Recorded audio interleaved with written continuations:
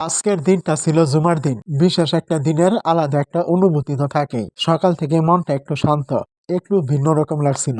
ব্যস্ততার মাঝেও আজকের দিনটা একটু আলাদাভাবে দেখলাম। কি করলাম এই বিশেষ দিনে চলুন দেখায় আজকের এই পুরো ভিডিওতে। আজকে যেহেতু জুমার দিন তাই একটু আগে থেকেই প্রস্তুতি নিয়ে নিলাম। কাপড় ঠিকঠাক করে এখন যাচ্ছি বাড়ির কলপারে উজু করার জন্য। গ্রামের এই কলপারে ঠান্ডা পানির ছোঁয়ায় মনটাকে অন্যরকম প্রশান্তি দেয়। বিশেষ দিনের একটা আলাদা অনুভূতি থাকে।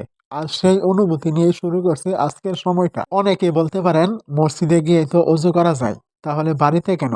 আসলে বাড়িতে অজু করে বের হলে মনটা আগে থেকে প্রস্তুত হয়ে যায়। মনে হয় সত্যি নামাজের উদ্দেশ্যে বের হচ্ছে। একটা আলাদা পবিত্র অনুভূতি তৈরি হয়। এই ছোট্ট প্রস্তুতিটাই মনকে হালকা করে দেয় আর ইবাদতের প্রতি মনোযোগটা আরো গভীর করে তোলে। অজু শেষ করে জুমার নামাজের সম্পূর্ণ প্রস্তুতি নিয়ে এখন রওনা দিলাম মসজিদের দিকে। মনটা শান্ত, ভিতরে একটা আলাদা প্রশান্তি কাজ করছে। এই বিশেষ দিনের এই মুহূর্তটা সত্যি অন্যরকম লাগে। সামনে কি হয়, কেমন কাটে আজকের সময়টা সব জানতে পারবেন। ভিডিওটা শেষ পর্যন্ত দেখবেন। নামাজে যাওয়ার রাস্তায় দেখতে পাচ্ছেন এখানে কত দোকান বসেছে। মনে হচ্ছে যেন কোনো বড় মেলা বসেছে আজ। চারিদিকে মানুষের ভিড়, ছোট ছোট স্টল, নানা রকম জিনিসপত্র। পুরো পরিবেশটা হয়ে গেছে জমজমাট। এই এত জমজমাট অবস্থা দেখে হয়তো আপনারা মনে করতে পারেন আজ জুমার দিন বলেই এমন ভিড়, কিন্তু আসলে ব্যাপারটা তা না।